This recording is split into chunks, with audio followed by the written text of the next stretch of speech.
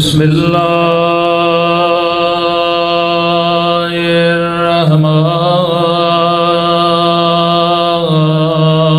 الرحمن الرحیم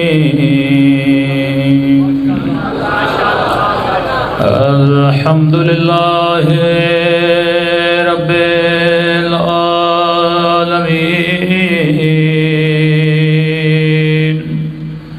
الحمد للہ کما هو أهله الصلاة والسلام على سيد المرسلين وخاتم النبيين أبي القاسم محمد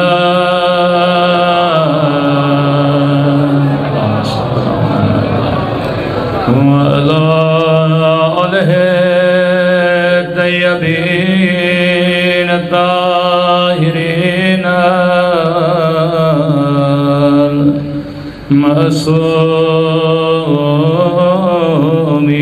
المعصومين. سب مل کے اپنے مولا کے ظہور کی دعا.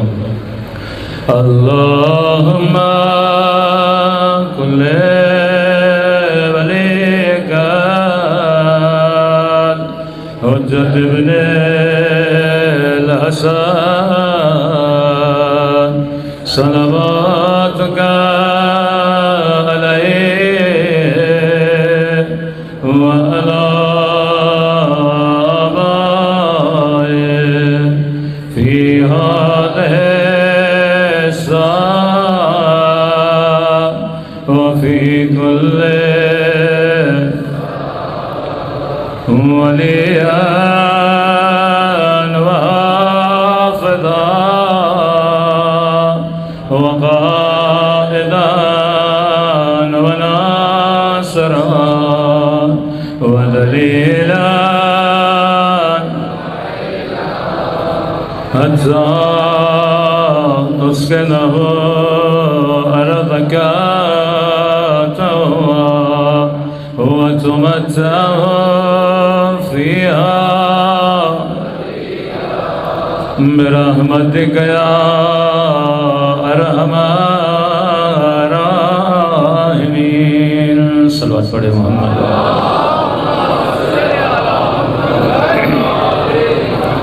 بسم اللہ الرحمن الرحیم. رب اشرح لي صدری ويسر لي امری واحلل عقدۃ من لسانی یفقهوا قولی. اما بعد فقد قال سبحانہ وتعالی فی محکم کتابہ بسم اللہ الرحمن الرحیم اہدنا الصراط المستقیم. صلوات پڑھے محمد وعلی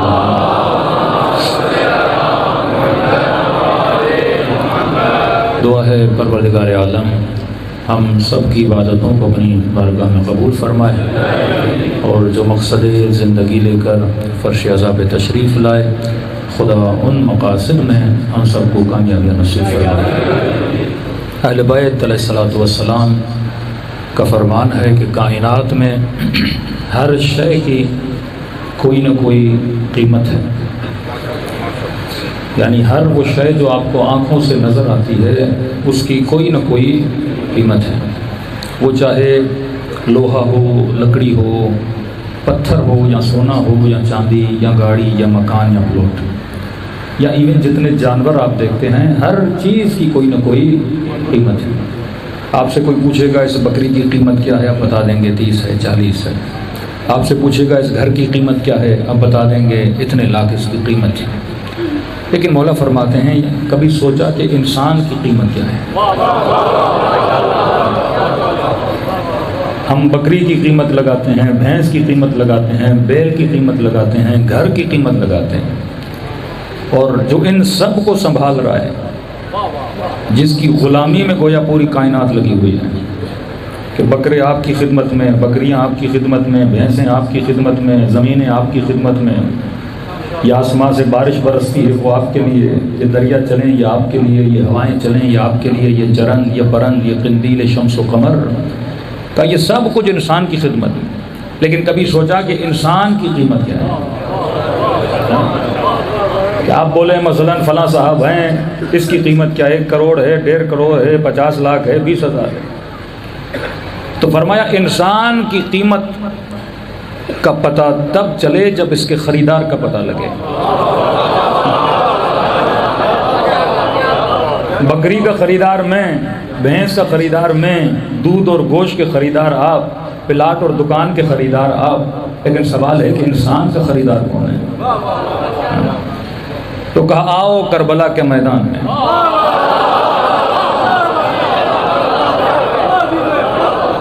کچھ وہ ہیں جو حسین کے لشکر میں، کچھ وہ جو یزید کے لشکر میں۔ اب دیکھنا یہ پڑے گا کہ حسین کے لشکر والوں کو کس نے خریدا اور یزید کے لشکر والوں کو کس نے خریدا۔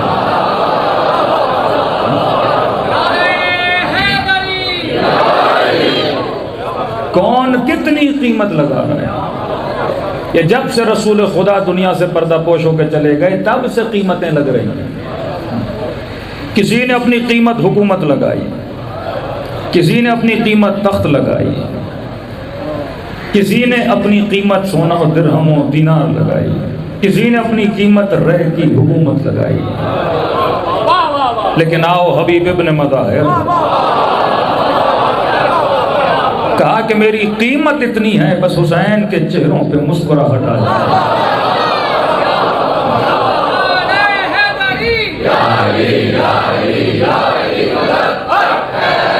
آؤ جناب سعید سے پوچھو کہ سعید تیری قیمت کیا ہے؟ جب گرا زمین کربلا پہ اور سر حسین کی گود میں آیا تو ایک سوال کیا، مولا ارضیت، کیا آپ راضی ہوئے؟ جب حسین نے کہا کہ سعید میں بھی راضی، میری اماں زہرا بھی راضی ہے، تو سعید نے قیمت کو وصول کر دیا۔ مسکراہٹیں ہم بھی کئی لوگوں کے چہروں پہ لاتے ہیں۔ کبھی میں بیوی کو خوش کروں وہ مسکرائے، کبھی اولاد کو خوش کروں وہ مسکرائے، کبھی کسی دنیا دار بندے کے نعرے لگا کے اسے خوش کروں وہ مسکرائے، کبھی کسی کی نوکری میں جا کے اس کو خوش کروں وہ مسکرائے۔ لیکن سوال یہ ہے کہ دنیا میں جسے بھی اور جس کے بھی چہرے پہ مسکراہٹ لاؤ گے اس کی مسکراہٹ کا کوئی خریدار نہیں ہے، لیکن حسین کی مسکراہٹ اللہ کے دربار میں خریدی جاتی ہے۔ کہ فرمایا جب جنت والے جنت میں بیٹھیں گے اچانک سورج جیسی روشنی جنت میں پھیل جائے گی اور یہ پوچھیں گے یہ روشنی کہاں سے آ رہی ہے؟ کیا یہ سورج سے آ رہی ہے؟ لیکن ارد گرد دیکھیں گے کوئی سورج نظر نہیں آئے گا، یہ چاند کی روشنی ہے، ستاروں کی روشنی ہے، نہ ستارے نظر آئیں گے نہ چاند نظر آئے گا۔ ملائکوں سے پوچھیں گے یہ اچانک اتنی بڑی روشنی جس نے پوری جنت کو روشن کر دیا یہ کہاں سے آ رہی ہے؟ تو ملائک کہیں گے ابھی ابھی علی اور زہرا مسکرائے ہیں جن کی مسکراہٹ سے جنت کو اللہ نے روشن کر دیا۔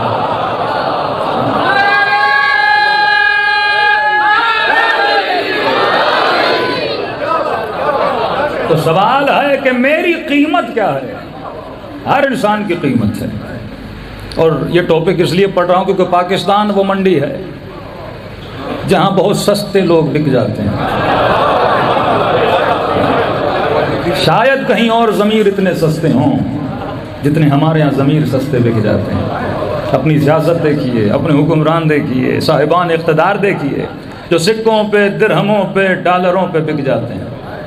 لیکن یہ نہیں کہ اس زمانے میں باضمیر لوگ نہیں ہیں، کچھ وہ ہیں جو صرف نام خدا لیتے ہیں، نام رسول لیتے ہیں، اور وقت آنے پہ اور ضرورتوں پہ نام حسین بھی لیتے ہیں۔ لیکن کچھ وہ ہیں جو واقعاً اس آئیڈیالوجی پہ چلتے ہیں، کہتے ہیں موت تو منظور ہے لیکن ذلت کی زندگی منظور نہیں ہے، گلے تو کٹوا دیں گے لیکن ذلت کی زندگی پہ نہیں جئیں گے۔ ایسے کردار تاریخ میں بھی ملے میثم تمار جیسے، ایسے کردار اصحاب رسول میں بھی ملے جناب حجر بن عدی جیسے، ایسے کردار رسول کے زمانے میں بھی ملے جناب ابو ذر غفاری جیسے، جنہوں نے مدینے سے نکلنا تو برداشت کیا پر ذلت کی زندگی برداشت نہیں کی، جنہوں نے حق گوئی تو برداشت کی لیکن صعوبتوں کو نظر انداز کر دیا۔ آج وہی زمانہ ہے میرے عزیز، کچھ ہیں جو حق کے پیشوا، کچھ وہ ہیں جو حق کے راستے پہ چل رہے ہیں اور مشکلوں کو خرید رہے ہیں، کیونکہ انہیں پتا ہے کہ ہم نے کس کی دربار میں بک جانا ہے۔ جسے پتا ہو میرا خریدار خدا ہے، وہ شب ہجرت بھی موت کے بستر پہ سکون سے سو جاتا ہے۔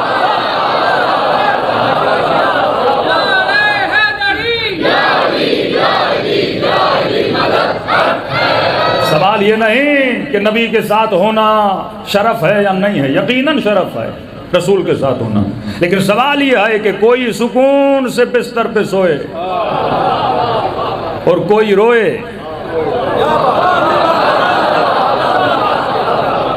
یہ مقام منزل ایمان ہے کہ کہا جب جناب اسماعیل پہ مصیبت آئی تو کہا کہ بابا مجھے صبر کرنے والوں میں پاؤ گے، اور جب علی شب ہجرت بستر موت پہ سو رہے تھے تو کہا یا رسول اللہ مجھے شکر کرنے والوں میں پاؤ گے۔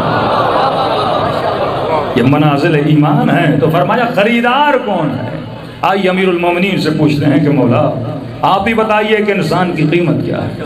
یہ انسانوں کی منڈی، یہ پاکستان کے انسانوں کی منڈی، یہ مختلف مسلمان ملکوں کی منڈیاں، کہ کون کتنے میں بک رہا ہے، کہ مقام شرم ہے، مقام افسوس ہے کہ ایک دن میں 300 مسلمان مارے جاتے ہیں۔ کہ کل جب فلسطینی مائیں بچوں کو اٹھانے گئی تو سر کہیں پہ پڑا تھا، دھڑ کہیں پہ پڑا تھا، اور ایک ہی دیکھیے اہل سنت میں مختلف دھڑے ہیں۔ کچھ وہ ہمارے اہل سنت ہیں جنہوں نے امام حسین کے آئیڈیالوجی کو لیا، کچھ وہ جماعت من المسلمین ہے جنہوں نے اسی زمانے کی پرانی آئیڈیالوجی کو لیا۔ آج ان کے مفتی برملا ممبروں پہ اس آئیڈیالوجی کو پھیلا رہے ہیں، اور خود شکر خدا ہے کہ آئیڈیالوجی پھیل رہی ہے۔ کم از کم انہی کی نسلوں کو پتہ تو لگ رہا ہے کہ حسین کی فکر کیا تھی اور عامہ مسلمین کی فکر کیا تھی۔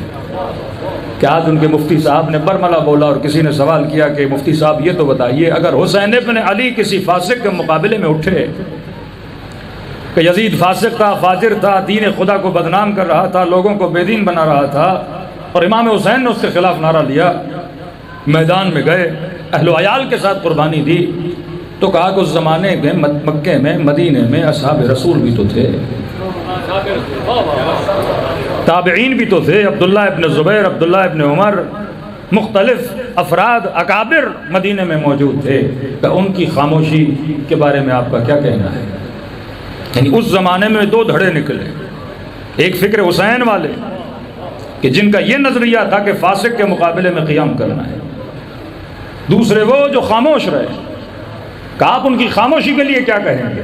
اگر وہ سارے کھڑے ہو جاتے تو فرزند رسول کبھی شہید نہیں ہوتے، اگر وہ کھڑے ہو جاتے تو ممبر رسول پہ کبھی فاسق و فاجر نہ بیٹھتا۔ میں نے کہا نا ایک طرف حق کو بیان کرنا ہے، دوسری طرف کچھ بھی کر کے میں نے کسی کو بچانا ہے۔ تو کہا کہ اصحاب رسول نے رسول کی حدیثوں پر عمل کیا، انڈائریکٹ کہہ رہے ہیں کہ حسین نے عمل کیا تھی؟ حدیثیں پڑھیں، سنائیں اپنی نسلوں کو کہ کیا واقعاً ایسا کلام رسول کا ہو سکتا ہے۔ کہ صحیح بخاری اور صحیح مسلم میں لکھا ہے کہ رسول خدا نے فرمایا اگر حاکم فاسق بھی ہو، فاجر بھی ہو، یہاں تک کہ اس کے وجود میں شیطان ہی کیوں نہ چلا جائے اور وہ لوگوں کے دین کو تباہ و برباد ہی کیوں نہ کر دے، فرمایا تمہیں حق نہیں حاکم کے خلاف قیام کرنے کا۔ اور فرمایا اگر فاسق، فاجر، بے دین، بدکار حکمران بھی تمہارے اوپر آ جائیں، اور فرمایا امت خاموش ہے، اور اگر کوئی اس کے خلاف قیام کرتا ہے تو رسول خدا نے فرمایا اس کا سر اس کے دھڑ سے جدا کر دو۔ اور آخر میں کہا چاہے وہ کوئی بھی ہو۔ اب مینٹلٹی آپ سمجھ رہے ہیں نا کہ اگر سیدہ کے گھر پہ حملہ ہو تو کہتے ہیں کوئی بھی ہو۔ جب بیوی نے کہا تجھے نہیں پتا اس گھر میں کون رہتا ہے، میں فاطمہ، اس گھر میں وہ بچے جو جنت کے جوانوں کے سردار، تو کہا تو کیا ہوا؟ کہا کوئی بھی ہو۔ اب کہا پھر امام حسین نے قیام کیا، کہا نہیں، حسین ابن علی کو قیام نہیں کرنا چاہیے تھا، کیونکہ اس قیام سے امت میں فتنہ پپا ہوا۔ کہ پھر جو یزید نے قتل کیا، کہ حدیثوں کی روشنی میں یزید کا عمل صحیح تھا۔ لیکن یزید نے احترام نواز رسول کرنا تھا، وہ روک لیتا، کوئی اور طریقہ اپنا تھا، لیکن اتنی بے دردی سے قتل نہیں کرتا۔ ہمیں اس پہ اختلاف ہے۔ تو یہاں پہ دو چیزیں مقابلے میں آ گئی، ایک ہے فرمان رسول جو یہ اپنی کتابوں میں بیان کرتے ہیں، دوسرا ہے کردار حسین۔ کیا کردار حسین نانا کے فرامین کے مقابلے میں ہو سکتا ہے؟ رسول ان دنوں کو جانتے تھے، تبھی اس دن کہہ دیا کہ حسین منی وانا من الحسین۔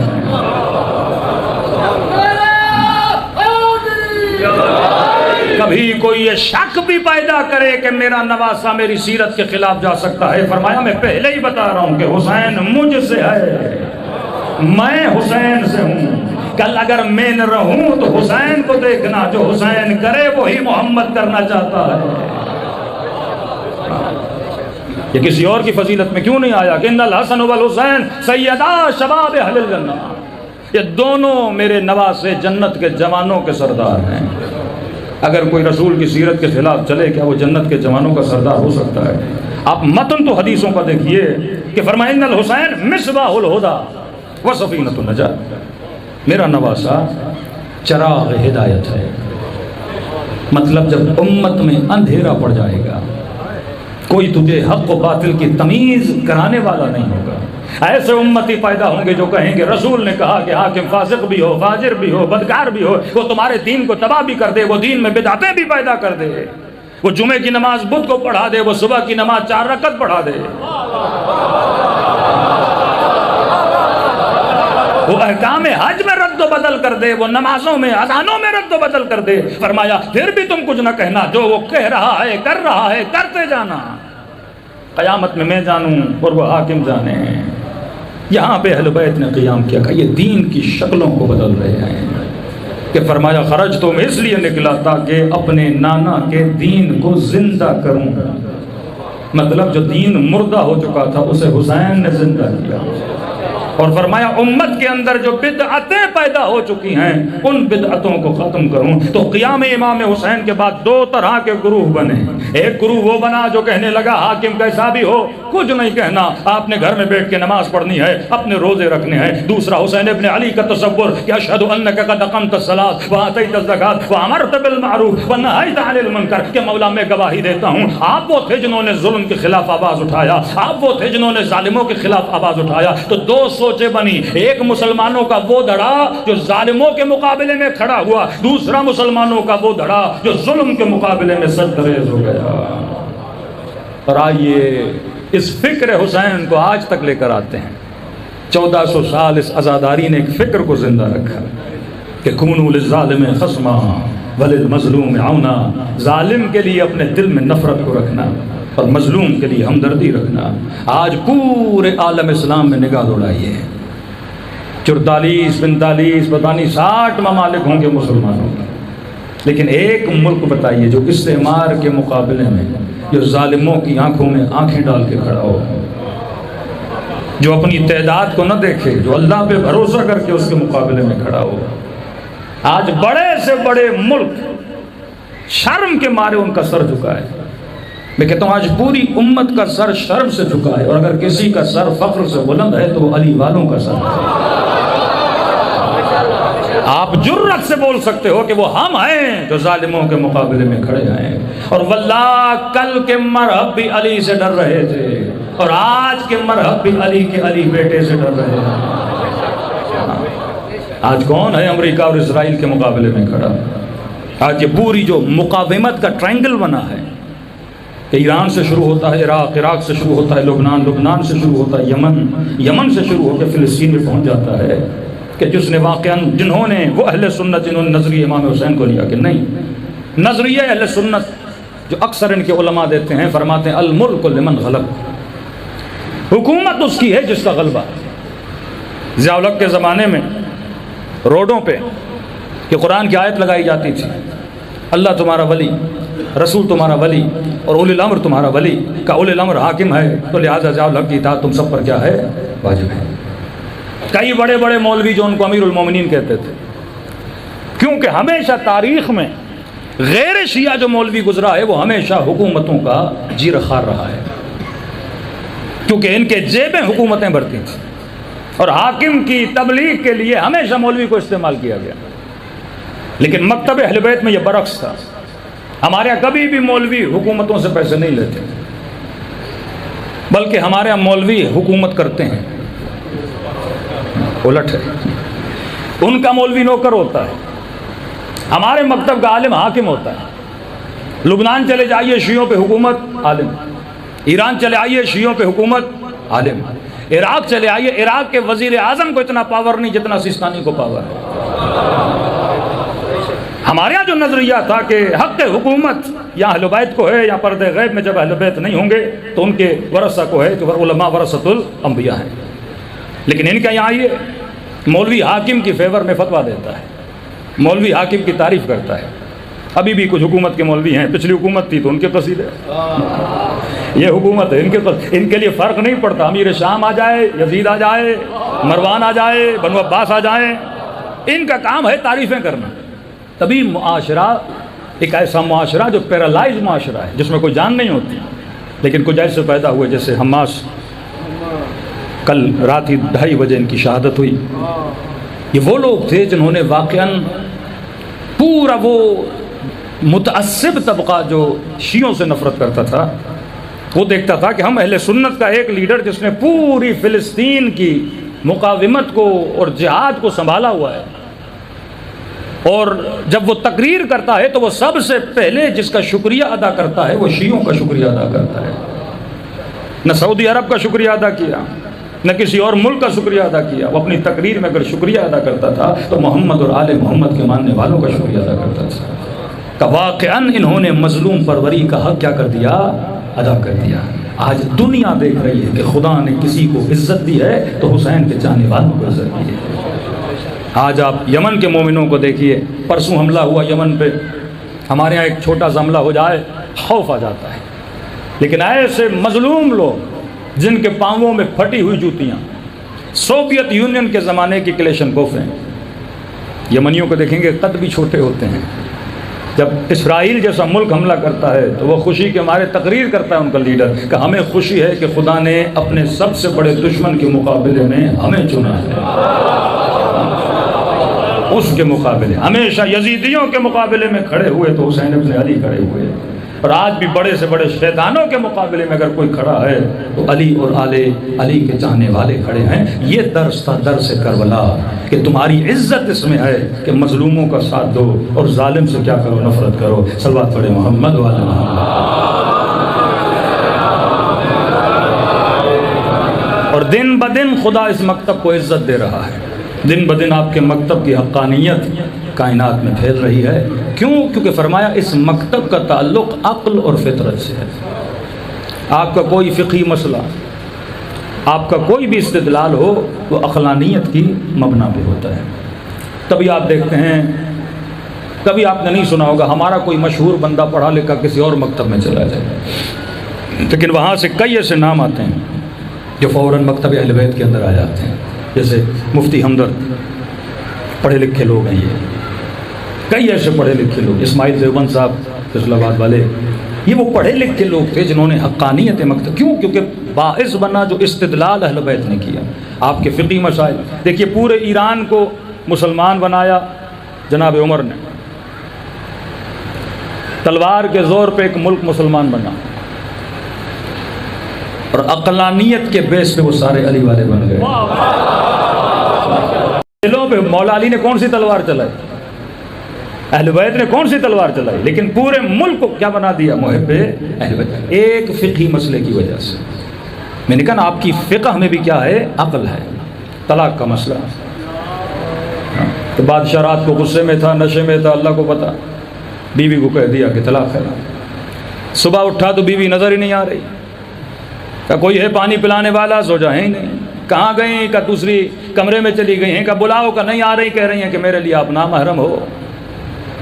کیسا نامحرم کا بول رہی ہیں، رات کو آپ نے طلاق دے دی، کہہ رہے مجھے یاد بھی نہیں، میں غصے میں تھا یا نشے میں تھا، یاد بھی نہیں، کہ مفتی صاحب کو بلایا جائے۔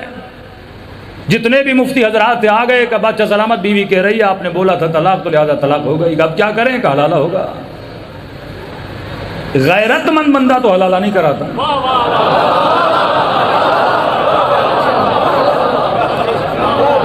اگر غیرت مند ہو. اصلاً خدا نے حلالہ رکھا کیوں؟ حلالہ ہے 3 طلاقوں کے بعد. ہمارے یہاں کہتے ہیں 3 طلاقوں کا مطلب یہ ہے کہ 3 نکاح ہوں، ہر نکاح کے بعد کیا ہو؟ طلاق ہو.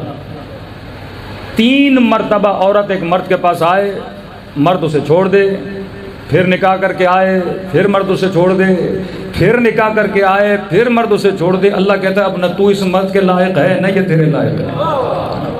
اب جا کسی چوتھے کے پاس، اس سے جا کے نکاح کر. اب اگر یہ بھی غیرت مند ہوگا تو پھر اسے پلٹائے گا نہیں. کون مرد برداشت کرے گا کسی اور مرد کے پاس جائے پھر واپس اپنے پاس پلٹائے؟ لیکن ان کا یہ ہے کہ اگر 3 بار بول دے طلاق تو 3 بار طلاق ہو گئی. یہ بالکل ایسے ہے جیسے کسی جج نے مشرف کو سزا دی تو پتہ نہیں 100 بار اسے پھانسی دی جائے. پھانسی تو ایک ہی بار ہوتی ہے. وہ فرسٹریشن میں تھا، غصے میں تھا، کیا تھا مجھے نہیں معلوم، کہ پتہ نہیں 70 بار کسی کو پھانسی دی. پھانسی تو ایک بار ہوتی ہے. میں نے آپ کے گھر میں 1 بار کھانا کھایا لیکن میں نے زبان سے بولا کہ میں نے جناب کے بعد 10 بار کھانا کھایا ہے، تو کھانا تو ایک بار ہوا نا. 10 بار بولنے سے 10 بار کھانا تو نہیں ہوتا. طلاق ایک ہی بار ہوتی ہے. اصل نکاح ہے عقد. عقد کا مطلب معاملہ. یہ ٹیشو پیپر میرا ہے، آپ نے کہا مولانا آپ سے خریدنا ہے. میں نے کہا کتنے میں خریدو گے؟ آپ نے کہا ہم آپ کو 100 روپیہ دیتے ہیں. میں نے کہا ٹھیک ہے، 100 روپے کے عوض میں نے ٹیشو آپ کو دیا، معاملہ ہوا. اب اس معاملے کو میں نے فسخ کرنا ہے، ختم کرنا ہے. میں نے کہا ٹھیک ہے یہ 100 روپیہ واپس لیں، میں ٹیشو آپ کو کیا دے رہا ہوں، معاملہ ختم ہوا. لیکن اس معاملے کو میں ایک ہی بار ختم کر سکتا ہوں. یہ تھوڑی ہے میں کہوں کہ میں نے 10 بار معاملہ توڑا. 10 بار نہیں ٹوٹتا معاملہ، ایک ہی بار ٹوٹتا ہے. عورت اور مرد کا جب نکاح ہوتا ہے تو اسے کہتے ہیں عقد نکاح. عورت حق مہر کے عوض میں اپنے وجود کو اس مرد کے حوالے کرتی ہے شرائط کے مقابلے میں. عقد ہوا مابین. دعوت عورت دیتی ہے، مرد نہیں دیتا. کہتی ہے اتنے حق مہر کے عوض میں آپ کے نکاح میں آنا چاہتی ہوں. مرد کہتا ہے مجھے قبول ہے. کہ میاں بیوی ہو گئے. اب حق کے فسخ کس کے پاس ہے؟ مرد کے پاس ہے. تبھی حق کے طلاق، کیونکہ خریدار وہاں کون ہے؟ مرد ہے. پیسہ کون دے رہا ہے؟ مرد دے رہا ہے. کا ڈیمانڈ اس کی ہوگی 100 تولہ سونا بولے دینا ہے، 200 تولہ بولے دینا ہے، 50 تولہ بولے دینا ہے. جتنا عورت ڈیمانڈ کرے مرد نے دینا ہے، کیونکہ اس عقد کے بعد وہ اپنے آپ کو کس کے حوالے کر رہی ہے؟ آپ کے حوالے. اب طلاق کا حق بھی کس کو ہے؟ مرد کو تب کی دیا گیا. اب جب طلاق دے گا تو ایک بار معاملہ فسخ ہوگا. ایسا نہیں کہ 10 بار اس معاملے کو فسخ کرے. بادشاہ نے کہا بھائی یہ بات میری سمجھ میں نہیں آ رہی. کہ کوئی تو مفتی ہوگا جو عقل والی باتیں کرے. یہ ممکن ہی نہیں کہ خدا ایسا حکم بنائے کہ بندہ کبھی غصے میں معاملات نہیں ہوتے. آپ غصے میں تو آپ نے بول دیا یہ ساری 50 ایکڑ زمین میں خرید رہا ہوں، اور کل آپ کو ہوش آیا پتہ چلا نہ 50 ایکڑ کے پیسے ہیں نہ اتنی سکت ہے. غصے میں معاملات نہیں ہوتے. انہوں نے کہا کوئی ایک عالم ہے جو شہر ہلا میں رہتا ہے، کہا اسے بلاؤ. خط بھیجا. انہوں نے کہا ابھی میرے پاس ٹائم نہیں ہے، جب ہمیں وقت ملے گا تب ہم آئیں گے. تاکہ انتظار کرے، اسے پتا چلے علی والوں کا انتظار کرنا پڑتا ہے. بادشاہ پریشان، یہاں بیوی کا معاملہ ہے، بے عزتی ہو رہی ہے. کہ کچھ بھی کر کے ان کو بلایا جائے. میں نے کہا نا عقل جس مکتب میں آ جائے لوگ فوراً اس مکتب کی طرف بھاگتے ہوئے آتے ہیں. یہ عالم دین جب وہاں پہنچے تو دیکھا اکابر امت کے بڑے بڑے علماء بیٹھے ہیں. کوئی امام ابو حنیفہ کا ماننے والا، کوئی امام حنبل کا، کوئی شافعی کا، کوئی مالک کا. کہتے ہیں یہ جیسے آئے انہوں نے کچھ بادشاہ کو سمجھانا تھا کہ ہم کہاں سے حکم لیتے ہیں، یہ کہاں سے فتوے لیتے ہیں. مفتی ہمدرد نے ایک بہت پیارا سوال کیا اہل سنت سے. کہا کہ ہمیں کس نے مجبور کیا کہ ہم فقہ صرف امام ابو حنیفہ سے لیں؟ ہم سیدنا جعفر صادق سے کیوں نہیں لے سکتے؟ یعنی یہ کہاں کا قانون ہے، کہاں کا اصول ہے کہ میں نے فقی مسائل ایک ہی بندے سے لینے ہیں، میں آل رسول سے کیوں نہیں لے سکتا؟ کہ ہمیں کس نے روکا کہ آپ ہر کسی سے فقی مسئلہ پوچھ سکتے ہو، لیکن جس کا تعلق نبی کی نسل سے ہے آپ اس سے مسئلہ نہیں پوچھ سکتے؟ کہ یہ قرآن کی کوئی آیت ہے، کوئی حدیث ہے کہ بھائی آپ نے میرے بچوں سے فقہ نہیں لینی، آپ نے اغیار سے لینی؟ یہی نقطہ اس عالم دین نے بادشاہ کو سمجھانا چاہا. کہتے ہیں جیسے آئے انہوں نے اپنی جوتیاں بغل میں ڈال دیں اور آ کر بادشاہ کے ساتھ والی جو کرسی تھی وہاں کے بیٹھ گئے. سارے مولویوں نے کہا قبلہ ہم پہلے کہتے تھے شیعہ بڑے بدتمیز ہوتے ہیں. کیا مطلب؟ کہ دیکھیے ہم جب بھی آئے ہم نے آپ کو جھک کے سلام کیا. یہ عجیب ہے، اس نے آپ کو جھکا بھی نہیں، سلام بھی نہیں کیا. بادشاہ نے کہا یہ کیا کہہ رہے ہیں کہ قبلہ ہم صرف خدا کے سامنے جھکتے ہیں. کسی کے سامنے کہا دیکھو ہم سب نیچے بیٹھے ہیں، اجازت نہیں مانگی ہے، اوپر والی کرسی پہ بیٹھ گیا. کہ آپ نے مجھے بلایا ہے، میں کسی اور سے بات نہیں کروں گا، بادشاہ نے بلایا ہے تو سیدھا بادشاہ سے باتیں کروں گا. کہ ساری باتیں اپنی جگہ، لیکن کتنی بے تہذیب بندہ ہے کہ ہم سب جوتیاں باہر اتار کے آئے ہیں، یہ بغل میں اٹھا کے آ گیا ہے. انہوں نے کہا دیکھیے بادشاہ سلامت، میں نے ایک بات سنی ہے، اس خوف کی وجہ سے میں جوتیاں ساتھ لایا ہوں، ہم غریب لوگ ہیں، کہیں میری جوتی چوری نہ ہو جائے. کہ اتنی رش ہے، بھیڑ ہے، کہاں ملے گی پھر میری؟ میں نے کہا اپنے بغل میں لاؤں. بادشاہ نے کہا آپ کیسی باتیں کر رہے ہیں، یہ میرے دربار کی توہین ہے، یہاں سے جوتی چوری کیسے ہوگی؟ کہا آپ کی دربار؟ میں نے سنا ہے نبی کی دربار تھی. کہ آپ اپنی دربار کی باتیں؟ میں نے سنا ہے نبی کا دربار تھا اور وہاں امام ابو حنیفہ بیٹھا تھا اور اس کی جوتیاں چوری ہو گئی. کہ ہم تو چھوٹے سے مولوی ہیں، آپ بھی چھوٹے سے بادشاہ، وہ جو بادشاہوں کا بادشاہ محمد رسول اللہ، اتنا بڑا امام اہل سنت ان کی دربار میں تھے اور ان کی جوتیاں چوری ہو گئی. سارے اہل سنت کھڑے ہو گئے. کہ قبلہ ہم نے کہا نا شیعہ جھوٹے ہوتے ہیں، ایک نمبر کا جھوٹا ہے. ہمارا امام نبی کے زمانے میں تھا ہی نہیں.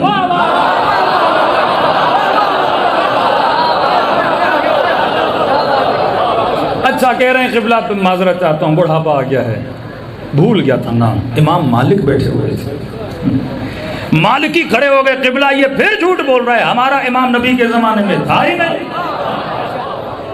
میں بھول گیا ہوں، امام حنبل تھے، حنبلی کھڑے ہو گئے کہ ہمارا امام بھی زمانے میں تھا ہی نہیں.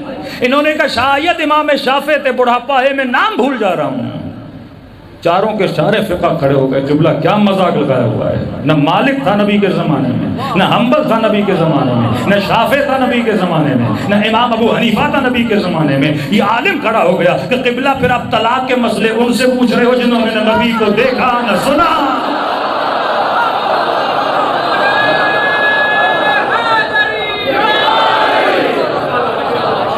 کہا میں اس کی زبان سے سناؤں گا جس نے کہا زکن زکا. میں نے نبی سے علم ایسے لیا جیسے کبوتر اپنے بچے کے منہ میں دانا ڈالتا.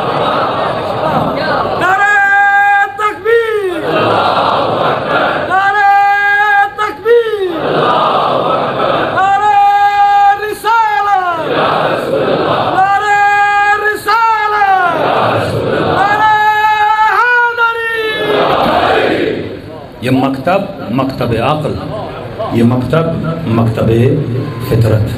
ایک مناظرہ آپ نے سنا ہوگا نا ٹی وی پہ، انہی کا بندہ آپس میں اب الجھ پڑے کیونکہ اب سوشل میڈیا کا زمانہ، شعور کا زمانہ، اب ان کی نسلیں پڑھتی ہیں، اب وہ دقیانوسی زمانہ ختم ہو گیا. تو کہہ رہے ہیں علی بن ابی طالب افضل ہیں. کہ کیوں افضل ہیں؟ کہ کیونکہ علی بھاگے نہیں تھے. دوسرے کا یہ آپ توہین کر رہے ہیں. کہ بھائی بھاگے تھے، دوسرے کہیں آپ توہین کر رہے ہیں. آپ یہ بولیے تشریف لے گئے تھے.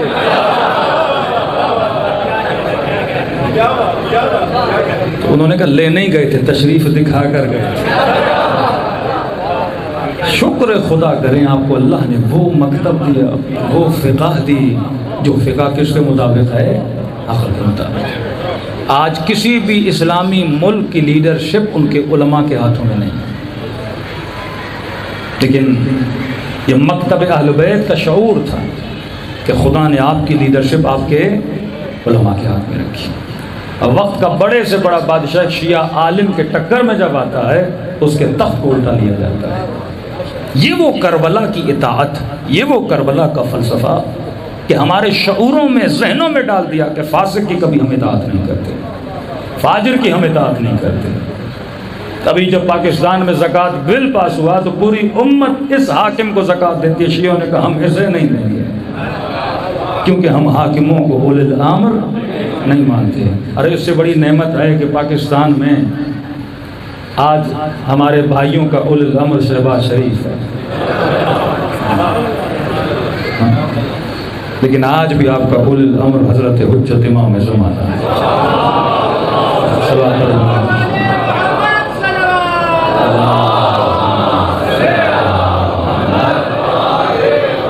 کئی لوگ کہتے ہیں مولانا شیعت کے اوپر کون سی بڑی نعمت ہے؟ میں نے کہا یہی بڑی نعمت ہے، شہباز تیرا اولی الامر نہیں اور ان کے اوپر یہی سب سے بڑا عذاب ہے کہ ایسے حکمراں اولی الامر بنے، اور اگر جب اولی الامر مانا تو ان کی اطاعت کیا بنی؟ واجب بنی۔ وہ کہیں گے غلط کر تو عوام نے غلط کرنا ہے، وہ کہیں گے صحیح تو صحیح، غلط تو غلط۔ یہ شعور حسین ابن علی نے دیا۔ آج دنیا کے مظلوموں کا اگر کوئی ساتھ دے رہے ہیں، کل بھی حسین نے ساتھ دیا، آج بھی حسین ہی ساتھ دے رہے ہیں۔ دن بدن حالات بگڑ رہے ہیں اور مزید بگڑتے ہوئے نظر آئیں گے۔ ان حالات میں شیعوں کو آپس میں منظم ہونا، محبت اہل بیت پہ جمع ہونا، فرامین اہل بیت پہ عمل پیرا ہونا بہت ضروری ہے، کیونکہ یہ آخری زمانہ ہے۔ پر میں آخری زمانے میں لوگ جو اپنے ایمان کو بچا لیں گے ان کا درجہ ابتدائی شہداء سے بھی بلند ہوگا، کیونکہ آپ نے نبی نہیں دیکھا، آپ نے امیر علی نہیں دیکھا، آپ نے امام حسین نہیں دیکھا، لیکن آپ سن کے اتنا مان رہے ہو جتنا دیکھ کر دیکھنے والوں نے بھی نہیں مانا تھا۔ یہ ایمان کی نشانی ہے۔ آج ہر مومن قربانی دے رہا ہے میرے عزیز، فلسطین میں، پارا چنار کے پارا چنار میں، عراق میں بڑے بڑے لیڈروں کو شہید کیا جا رہا ہے۔ یہ خون رائے گاہ نہیں جانا چاہیے۔ اپنی امت میں اتحاد اور پیغام حسین کو بلند کرنا۔ میں ہمیشہ کہتا ہوں وہ دین کتنا قیمت والا دین ہوگا جس دین پہ حسین کا گلا کٹا، شریعت کتنی مقدس ہوگی جس کے لیے زینب نے اپنی چادر، وہ رسول کا دین کتنا اہم ہوگا جس کے لیے سکینہ نے تماچے کھائے۔ صرف یہ سوچا کرو،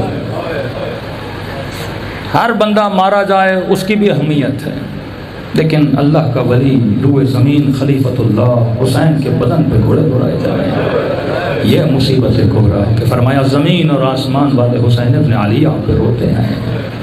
تبھی فرمایا جب تک کائنات ہے، فرمایا اللہ کا حکم ہے کہ وہ امام حسین کے محبت کی حرارت کبھی بجھنے نہیں دے گا۔ یہ آپ کے دلوں میں جو حرارت ہے، اتنی گرمی میں ذکر حسین سن رہی، حرارت حسین کی نشانی ہے۔ فرمایا خلوص دل سے میرے بابا کو سلام کرو، خدا تجھے ثواب زیارت حسین عطا کرے گا۔ کہا مولا اتنے سلام کی تاکید کیوں ہے؟ فرمایا کیونکہ عاشورہ کے دن میرا بابا ترس گیا تھا، کوئی میرے بابا کو سلام کرے۔ مولا سلام نہیں کرتے تھے، نہیں کہتے تھے یہ باغی ہے، باغیوں کو سلام نہیں کیا جاتا ہے۔ فرمایا تیرے سلام سے میرے بابا کے کلیجے کو ٹھنڈک ملتی ہے۔ جو کربلا کی زیارت کے متمنی، زندگی کا بھروسہ نہیں، پر میں خلوص دل سے مجھ حسین کو سلام کرو کہ مولا ایک سلام سے ثواب زیارت ملے گا۔ پر میں جب سلام کرو اور نہ چاہتے ہوئے تیری آنکھوں سے آنسو آ جائیں، مت سمجھنا یہ تیرے آنسو ہیں، حسین نے تجھے تیرے سلام کا جواب بھیجا ہے۔ خلوص سے دلوں کو کربلا لے جائیں، چند سلام اپنے آپ کو۔ السلام علی الحسین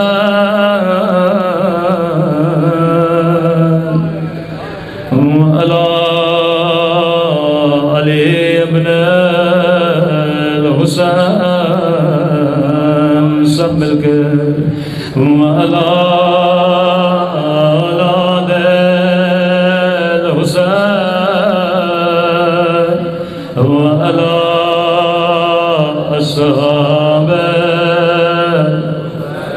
حسین کی صدا بلند ہو، سلام علی وعلی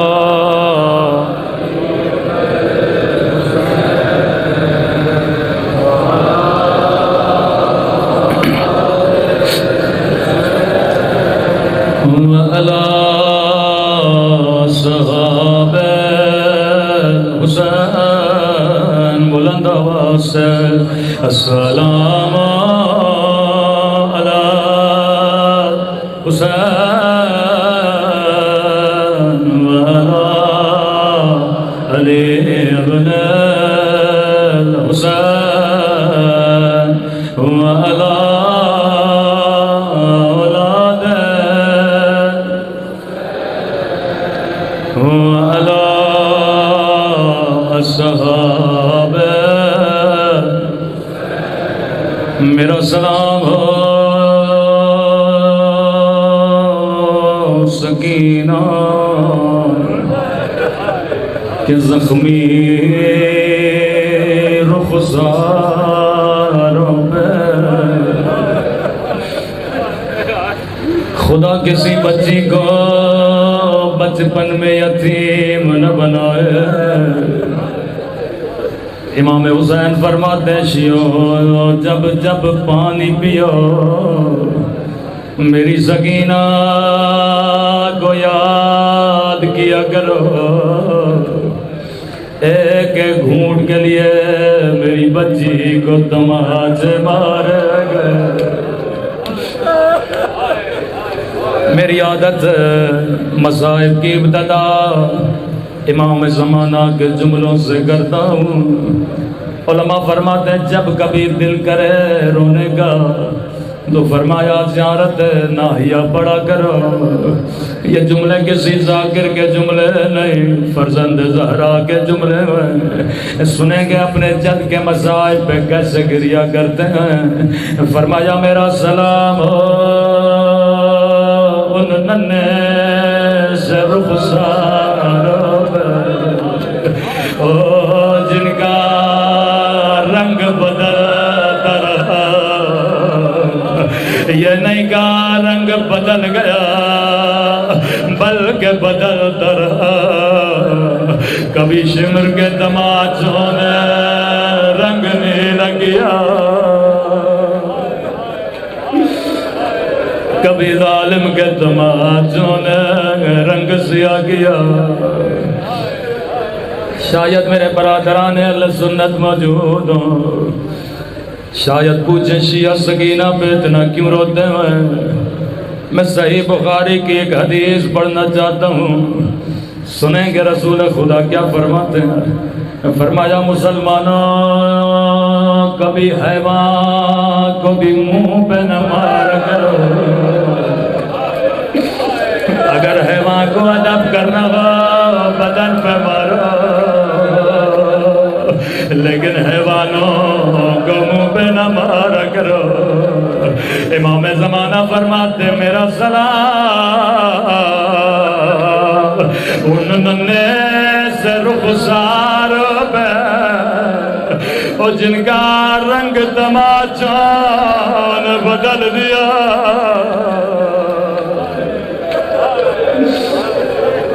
جب 4 سالہ بچی کی گودی میں بابا کا کٹا ہوا سر آیا، رو کے کہنے لگی میرے غریب الوطن بابا، اور میرے 3 دن کے پیاس ہے بابا، بابا ذرا آنکھیں کھولو، ذرا سکینہ کو دیکھو۔ او بابا میرا رخسار چھوٹا تھا لیکن شمر کا ہاتھ بڑا تھا۔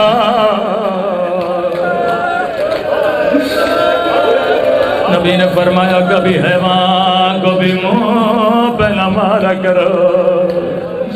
انہوں نے نبی کی نواسیوں کو تماچے مارے۔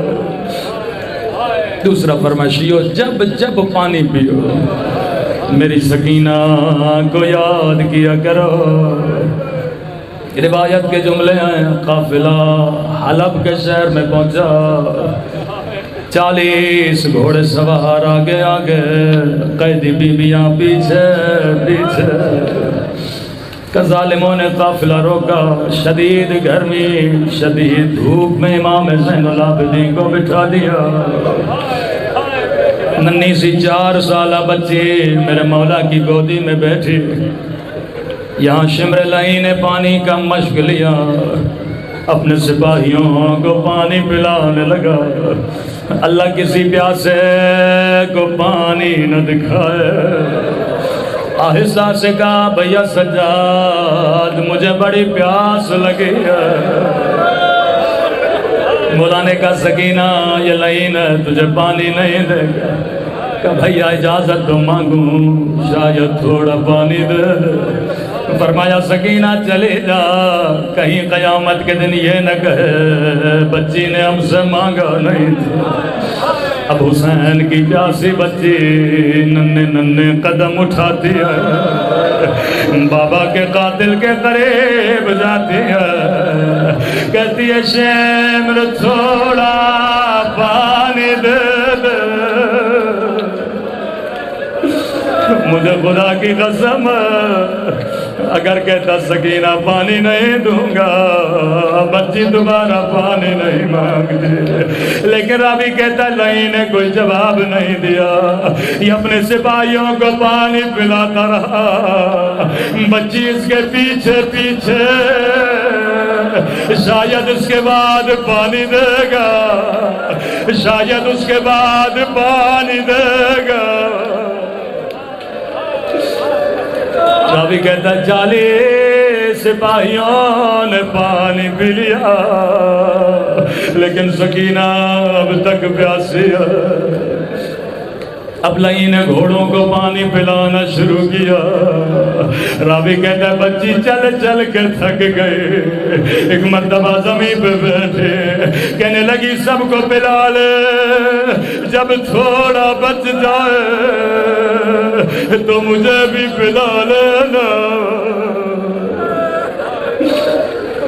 اب روایت کے جملے بڑے سخت ہیں، جب لئی نے سب کو پانی پلا لیا، اب پانی کا مشک لے کے بچی کے قریب آیا، بچی نے ننے ننے ہاتھوں سے چلو بنایا، کہنے لگی مجھے بڑی پیاس لگی ہے، مجھے تھوڑا پانی دے دے۔ سنیں گے لئی نے کیا کیا، شمر نے سارا پانی زمین پہ پھینک دیا، سکینہ نے خود کو پانی پہ گرایا، روکے گا میرے غریب وطن بابا، او میرے 3 دن کے پیاس بابا۔